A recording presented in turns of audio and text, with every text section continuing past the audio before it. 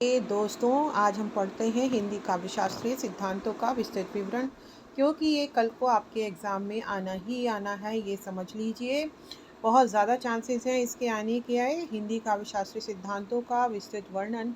और ये पिछले पेपर्स में कई बार रिपीटेड क्वेश्चन है मेरे बच्चों।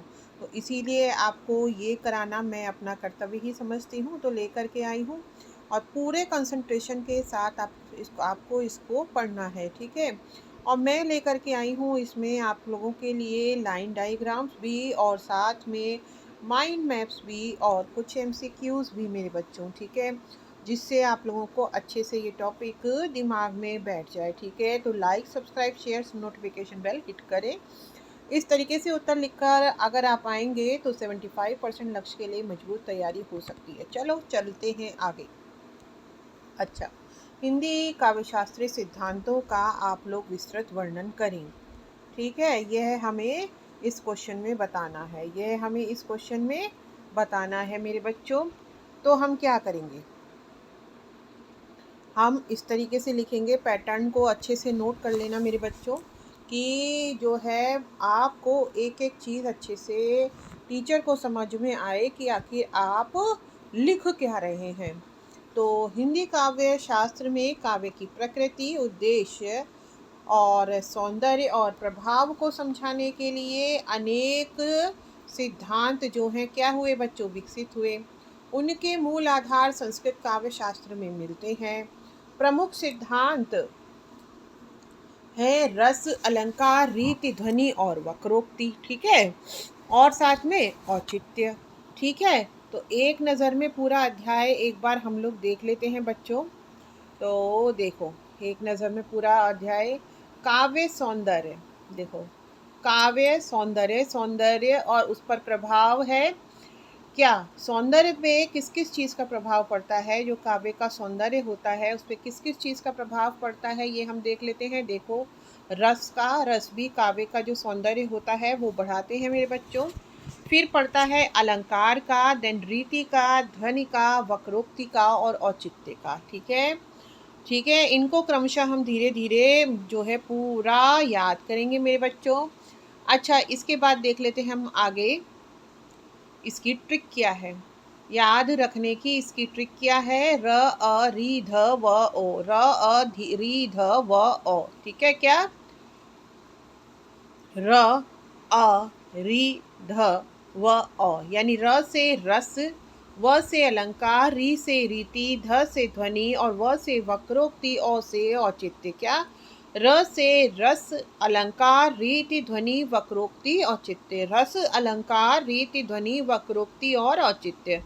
रस, अलंकार, रीति, ध्वनि, वक्रोक्ति और औचित्य, ठीक है। अच्छा, अब अपने आप भी इसे 4-5 बार पढ़ लोगे अगर बोल करके, तो आप लोगों को आसानी से सब कुछ याद हो जाएगा मेरे बच्चों। मैंने भी अपना, या फिर इसी वीडियो को आप लूप वीडियो में चलाकर 2-4 बार सुन लेंगे तो भी आप लोगों को याद हो जाएगा। चलो रस सिद्धांत पढ़ लेते हैं। देखो, आचार्य कौन है इसके, भरत मुनि। कौन है आचार्य, भरत मुनि रस सिद्धांत के, ठीक है।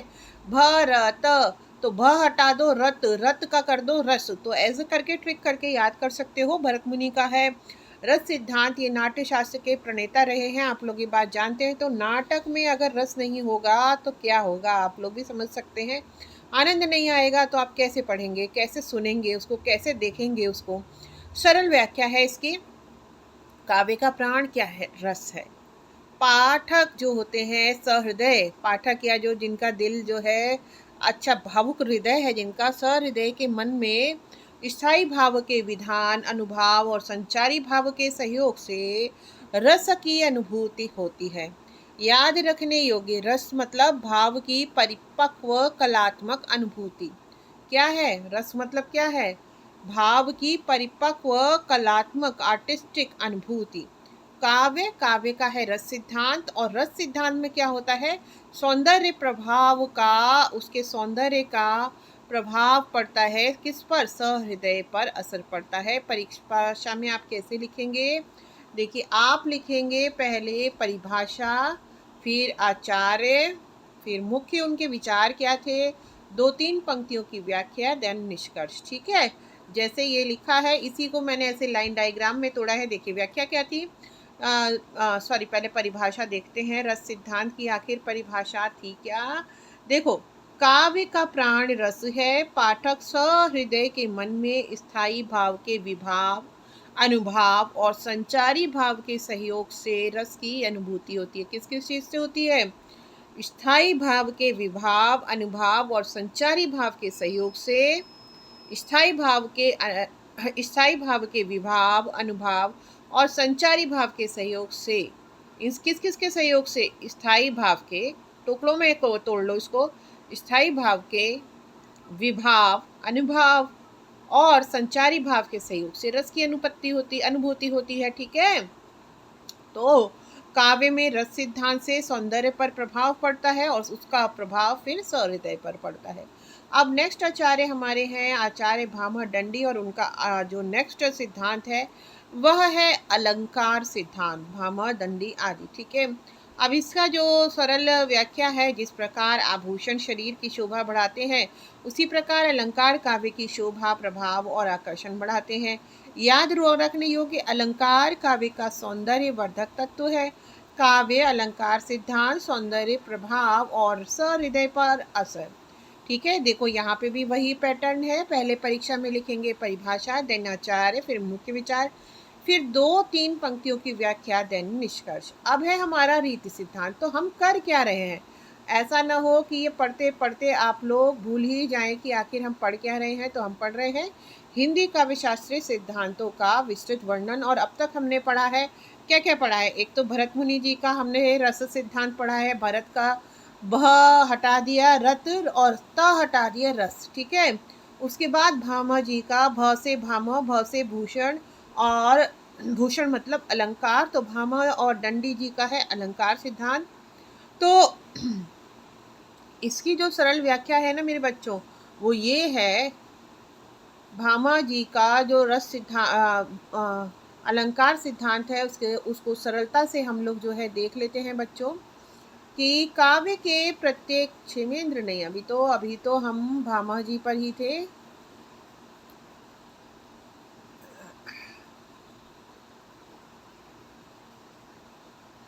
आ गया।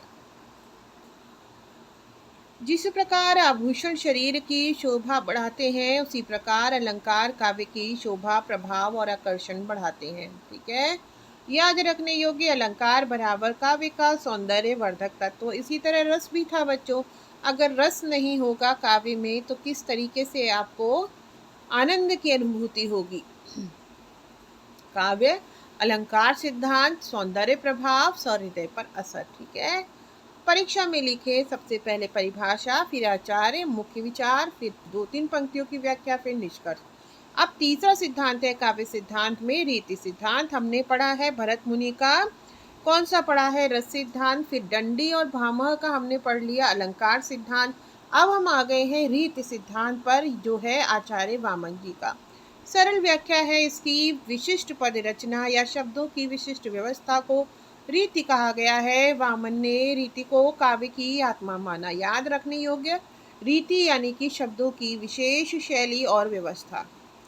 ये सबसे ज़्यादा इम्पोर्टेंट है यहाँ पर, ये पॉइंट बच्चों इसको हाईलाइटेड कर लेना ये। ठीक है। ये क्या याद रखने योग्य क्या है यहाँ पर? रीति बराबर क्या है? शब्दों की विशेष शैली या व्यवस्था। रीति मतलब शब्दों की विशेष शैली या व्यवस्था। आ गया समझ में? तो काव्य मतलब, और ये इस तरीके से हाईलाइटेड आप लोगों को डायग्राम्स भी मेरे बच्चों ज़रूर से ज़रूर बना करके आने ही आने हैं। जैसे काव्य लिखेंगे, फिर लिखेंगे रीति सिद्धांत, फिर सौंदर्य, प्रभाव, फिर सहृदय पर असर। क्या इसको इस तरीके से आप बना करके हाईलाइट करके भी आ सकते हैं, ऐसे विद इन बॉक्स, क्योंकि वहाँ आप तो के पास टाइम नहीं होगा कि अलग अलग तरीके के आप पेन बदलेंगे। काव्य, रीति सिद्धांत, सौंदर्य, प्रभाव और सहृदय पर असर। तो परीक्षा में किस तरीके से आपको लिखना है? परिभाषा, देन आचार्य, मुख्य विचार, 2-3 पंक्तियों की व्याख्या, देन निष्कर्ष। ठीक है, समझ में आ गया आपको? अब आपको इसके बाद लिखना है अगला ध्वनि सिद्धांत। क्या लिखना है आपको? अगला ध्वनि सिद्धांत। और ध्वनि सिद्धांत जैसा हर वीडियो में आपको बनाती हूँ, वर्धन यानी बढ़ाने वाला और आनंद बढ़ाता है। जब हमें कोई म्यूजिक सुनाई नहीं देता, हम क्या कहते हैं? वॉल्यूम बढ़ाओ यानी ध्वनि को बढ़ाओ। तो ध्वनि वर्धन यानी कि जिससे बढ़ा आनंद, तो ध्वनि को कोरिलेट कर लीजिए आनंद वर्धन जी से। सरल व्याख्या, काव्य में व्यक्त अर्थ से आगे जो व्यंग्यार्थ या संकेतित अर्थ सहृदय के मन में प्रकट होता है वही ध्वनि है। याद देखो, काव्य में व्यक्त अर्थ से मतलब जो उन्होंने कहा उसका जो अर्थ निकला, ठीक है, उससे भी आगे जो व्यंग्यार्थ या संकेतित अर्थ सहृदय के मन में प्रकट होता है वही ध्वनि है। याद रखने योग्य, ध्वनि कहे हुए से आगे छिपा व्यंग्य अर्थ। काव्य क्या हो गया, ये डायग्राम अगेन मैं आपको बता रही हूँ, इस तरीके से आप लोगों को बनाकर ही आना है, तभी टीचर को समझ में आएगा हाँ बच्चा कुछ पढ़ के आया है, और वो मजबूर हो जाएंगे आप लोगों को मार्क्स देने के लिए। तो टीचर के पेन से जो है आप लोगों को इस तरीके से मार्क्स टपकाने हैं मेरे दोस्तों। तो उसके लिए इस तरीके के डायग्राम बना करके आने ही आने हैं ऐसे, ठीक है। काव्य ध्वनि सिद्धांत सौंदर्य प्रभाव सहृदय पर असर। क्या, काव्य ध्वनि सिद्धांत सौंदर्य प्रभाव सहृदय पर असर। आ गई बात समझ में। चलो, परीक्षा में कैसे लिखोगे आप, परिभाषा, फिर आचार्य, फिर उनके मुख्य विचार, 2-3 पंक्तियों की व्याख्या, देन निष्कर्ष। अब हम चलते हैं वक्रोक्ति। हर बात में मैं बताती हूँ कि ब्लैक एंड व्हाइट पिक्चर्स में हर बार जब भी वक्रोक्ति सिद्धांत पढ़ाती है, कुंतक जी का एक किरदार होता था कुंदन। तो कुंदन हमेशा टेढ़ी चाल और चलता था और टेढ़े टेढ़े ही काम करता था, सूदखोरी करता था, और मतलब जितने भी चोरी या गलत काम होते हैं वो करते थे पिक्चर्स में। तो कुंतक से आप वक्रोक्ति सिद्धांत याद कर सकते हैं। कुंदन से कुंतक मैंने ऐसे कोरिलेट करने की ट्रिक बनाई है, आप भी इसी ट्रिक से आप याद कर लें। आप समय क्योंकि बहुत कम है। सरल व्याख्या, कवि सामान्य बात को सीधे न कहकर कलात्मक, चमत्कारपूर्ण और वक्र ढंग से कहता है, वही वक्रोक्ति है। याद रखने योग्य, वक्रोक्ति यानी कथन की कलात्मक टेढ़ी विशिष्ट भंगिमा। काव्य वक्रोक्ति सिद्धांत सौंदर्य प्रभाव सहृदय पर असर। अच्छा, परीक्षा में फिर वही परिभाषा, आचार्य, मुख्य विचार, 2-3 पंक्तियों की व्याख्या, निष्कर्ष इसी तरीके से लिखना है। औचित्य सिद्धांत, औचित्य सिद्धांत का भी मैं आपको समझाती हूँ कि हमेशा हम लोगों को उचित जो है आचरण करना चाहिए। मैं ऐसे भी बताती हूँ, क्षमा बड़न को चाहिए, छोटन को उत्पात। तो यही हमारी जो है उचित व्यवहार है। तो क्षमा करना क्या है, उचित व्यवहार है। तो उचित से औचित्य सिद्धांत और क्षमा से क्षेमेंद्र, ये मैंने बच्चों ट्रिक बनाई है। तो सरल व्याख्या क्या है, काव्य के प्रत्येक तत्व का स्थान, पात्र, समय, परिस्थिति और भाव के अनुसार उचित होना औचित्य है। किसके अनुसार, काव्य के प्रत्येक तत्व का स्थान, पात्र, समय, परिस्थिति और भाव के अनुसार उचित होना औचित्य है। काव्य देखो, याद रखने योग्य, औचित्य जहाँ जो उचित हो वही प्रयोग करें। काव्य औचित्य सिद्धांत सौंदर्य प्रभाव सहृदय पर असर। परीक्षा में लिखे परिभाषा, आचार्य, मुख्य विचार, 2-3 पंक्तियों की व्याख्या, निष्कर्ष। लाइन डायग्राम सभी सिद्धांतों का क्रम। देखो, इस तरीके से लाइन डायग्राम अगर आपने बना दिया मेरे बच्चों, बताओ टीचर को समझ में आएगा या नहीं, स्वतः ही बताओ। और आपका भी रिवीजन जल्दी जल्दी होगा या नहीं अगर आप इस तरीके से बना करके आते हैं। देखो, सबसे ऊपर आप लिखोगे क्या, काव्य शास्त्र, ठीक है। अब इसका अगला पॉइंट रस, क्योंकि रस सिद्धांत आया था भरत मुनि जी का, तो भावानुभूति, उसमें क्या मेन है, भावानुभूति। तो रस में आ गई हमारी भावानुभूति, ठीक है। अब उसके बाद आया था अलंकार, भामा और दंडी जी का, ये हो गई हमारी शोभा बढ़ती है अलंकार से। अब उसके बाद आया था रीति, तो रीति मतलब क्या होता है, शैली, ठीक है। अच्छा, और देखो ध्वनि, ध्वनि से व्यंग्यार्थ मतलब जो कहा है उससे भी आगे की बात। उसके बाद वक्रोक्ति, चमत्कार पूर्ण कथन, ठीक है। और ये कुंदन जी का जो मैंने बताया था आपको, कुंदन का कुंतक कर दिया और वक्र काम वो करते थे, तो वक्रोक्ति सिद्धांत, ठीक है। अच्छा, उसके बाद हमारा औचित्य यानी उचित प्रयोग क्षेमेंद्र जी का। अब उसके बाद में हम देखते हैं लाइन डायग्राम 2। आप अभी तो मैं आपको बनाना सिखा रही बच्चों, जब आप इस तरह से प्रैक्टिस करेंगे तो आप खुद से भी लाइन डायग्राम बनाना सीख जाएंगे, और आप खुद ही देखेंगे और मुझे कमेंट कीजिएंगे, करेंगे, और करना ज़रूर, ये नहीं खाली मन में सोच के रह जाना। ये मेरा सहयोग होगा, मैं आपके सहयोग के लिए, मेरा सपना आपका सपना मेरा सपना है। जिन बच्चों के कभी आर्ट्स के सब्जेक्ट में देखो फर्स्ट डिवीज़न लाना बहुत बड़ी बात होती है। यहाँ मैथमेटिक्स और साइंस के सब्जेक्ट की तरह मार्क्स नहीं बढ़ते, और मैं चाहती हूँ उन लोगों के भी ऐसे ही मार्क्स आएँ जैसे साइंस के बच्चों के आते हैं। उसके लिए मैं इतना क्रिएटिव आइडिया लाती हूँ कि कई बच्चों की भई राइटिंग स्पीड भी ख़राब होती है, कई बच्चों की जो राइटिंग होती है, हैंडराइटिंग बहुत ख़राब होती है। तो ख़राब हैंडराइटिंग वाला भी इस तरह के लाइन डायग्राम बना कर के टीचर को अपनी बात अच्छे से समझा सकता है और अच्छे मार्क्स गेन कर सकता है। तो देखो, आर्य समाज के सिद्धांतों का भी पालन करना चाहिए। मैं आपको सहयोग कर रही हूँ, आप मुझे सहयोग करें और इस वीडियो को ज़्यादा से ज़्यादा शेयर करें, क्योंकि सबके सहयोग में ही हमारा, सबके विकास में ही हमारा विकास भी निहित होता है बच्चों। देखो, रस सिद्धांत, विभाव, अनुभाव और संचारी भाव, ठीक है। ये मेन जो है, मेन अंग हैं रस सिद्धांत के, विभाव, अनुभाव और संचारी भाव। उसके बाद स्थायी भाव, इनसे क्या हो गया, परिपक्व, इससे हुई हमें रस की अनुभूति। विभाव, अनुभाव, फिर संचारी भाव, स्थायी भाव, परिपक्व, रस की अनुभूति। और उसके बाद हम देखते हैं काव्य में कारण, परिस्थिति, भावों की अभिव्यक्ति। काव्य में कारण या परिस्थिति, भावों की अभिव्यक्ति और सहायक भाव मिलकर स्थायी भाव को परिपक्व करते हैं। इससे सहृदय रस का अनुभव करता है। अब लाइन डायग्राम हम अलंकार का देख लेते हैं, ठीक है। देखो कैसा सुंदर डायग्राम बनाया मैम ने। ऐसा ही आप बना के आना, भले ही पेन मत बदलना, ऐसा बना के आओगे तो टीचर तो मार्क्स देने को विवश नहीं हो जाएंगे आपको। देखो शब्द या अर्थ, ठीक है, शब्द या अर्थ, विशेष सौंदर्य विधान, चमत्कार, और उसके बाद में बच्चों इधर काव्य अधिक प्रभावशाली। मतलब जैसे जो शब्द या अर्थ हुआ उनसे काव्य में ऐसा सौंदर्य हुआ, विशेष सौंदर्य विधान या सौंदर्य उत्पन्न हुआ, जिससे चमत्कार उत्पन्न हुआ और काव्य अधिक प्रभावशाली हो गया। लाइन डायग्राम अगला हुआ हमारा रीति। तो रीति में क्या आ जाएगा, हम ऐसे शब्दों का चयन करेंगे, इस तरह की शैली में लिखेंगे शब्दों को, उससे पद रचना करेंगे जिससे कि एक विशिष्ट शैली का निर्माण होगा और जो कि काव्य की पहचान हो जाएगी या उसका सौंदर्य बढ़ाएगी। क्या, रीति या शैली में शब्द चयन, पद रचना, विशिष्ट शैली, काव्य की पहचान, सौंदर्य।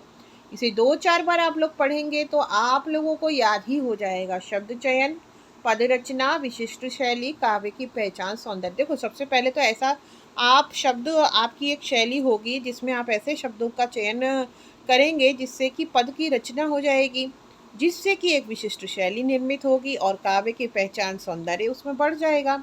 अच्छा, लाइन डायग्राम ध्वनि का हम देख लेते हैं। सभी के लाइन डायग्राम मैंने एंड में दे दिए हैं और इसी तरीके से आपको भी दे करके आने हैं जिससे कि आपके मार्क्स बढ़े बच्चों।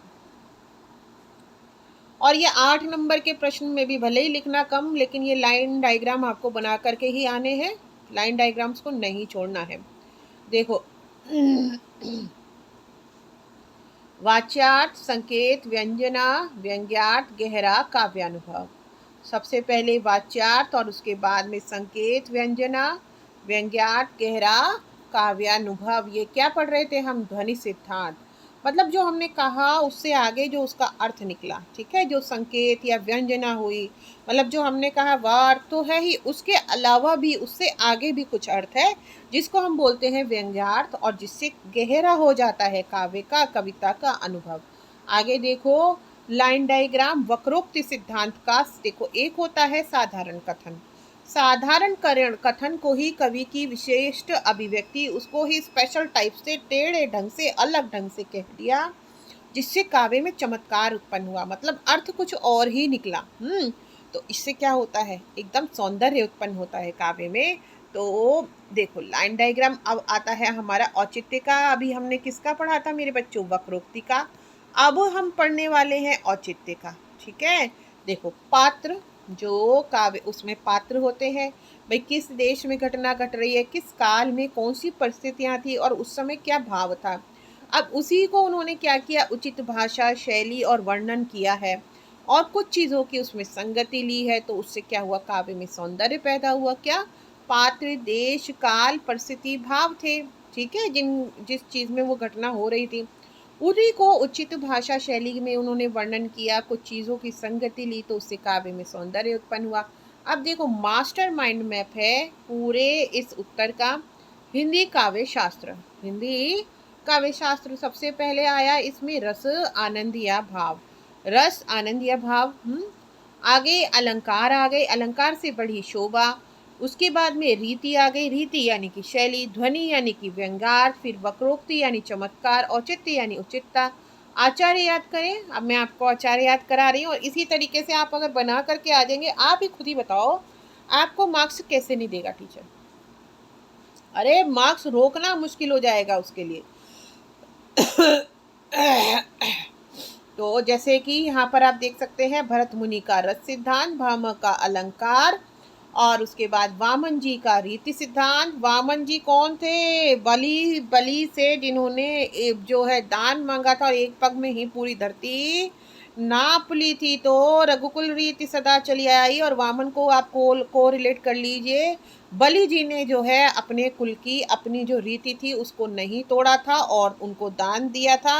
अंत में उनको पाताल में जाना पड़ा था। आनंदवर्धन, ध्वनि बढ़ा दो।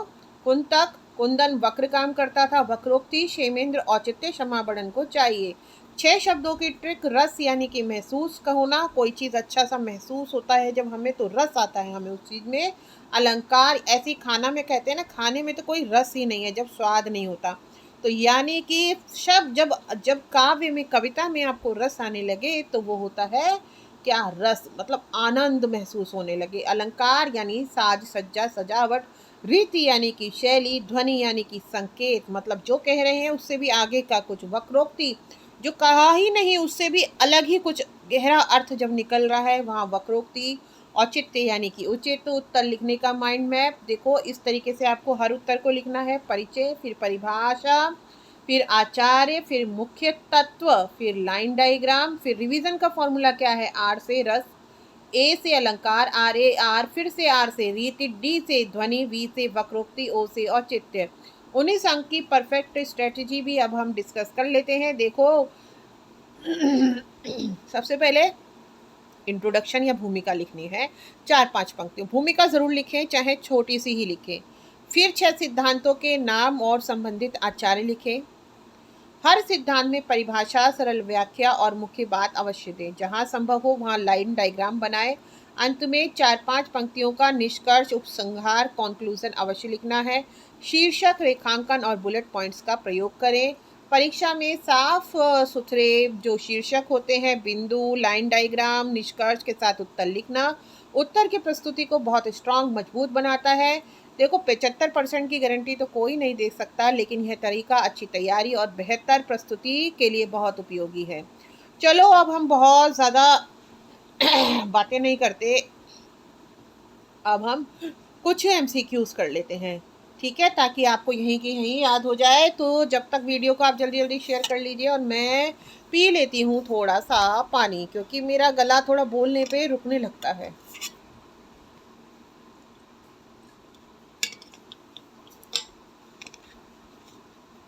अभी मेरा सारा घर का काम पड़ा है, 1-2 दिन में हमारी शिफ्टिंग भी होनी है, फिर भी आपके पेपर के मद्देनज़र मैं सुबह सुबह आपको पढ़ाने बैठ गई। अब भी मेरा सारा काम बचा हुआ है बच्चों। चलो, रस सिद्धांत के प्रमुख आचार्य कौन माने जाते हैं? क्या भरत मुनि माने जाते हैं? वामन, कुंतक, क्षेमेंद्र? तो देखो भरत मुनि। और कुछ बच्चे तो ऐसे हैं अभी भी जिनकी परीक्षा सिर पर है, अभी तक सोए पड़े हैं, क्योंकि ऋषिकेश में कई दिनों से बहुत गर्मी हो रही थी। अभी 2 दिन से थोड़ी राहत है बारिश होने से, तो वो उसका पूरा मज़ा उठा रहे हैं। तो देखो, जो सोवत है सो खोवत है। अब कुछ लोग सो रहे होंगे और कुछ लोग अभी पढ़ रहे होंगे। तो जो पढ़ रहे होंगे वो तो बढ़ गए ना बच्चों, आगे बढ़ गए या नहीं बढ़ गए। अब कुछ लोग रात को वीडियो गेम खेल रहे हैं अभी भी, है ना, अपना समय वेस्ट कर रहे हैं, और फिर बाद में जब उनका सिलेबस कंप्लीट नहीं होता है तब वो रोते हैं। फिर वो कहते हैं हमारे मार्क्स नहीं आते हैं। तो देखो, अपने भाग्य के निर्माता तो आप स्वयं हो। आप सो करके या तो खो लो या जाग करके पालो। चलो जागते हैं हम बच्चों, ठीक है। तो रस सिद्धांत के प्रमुख आचार्य कौन माने जाते हैं? भरत मुनि।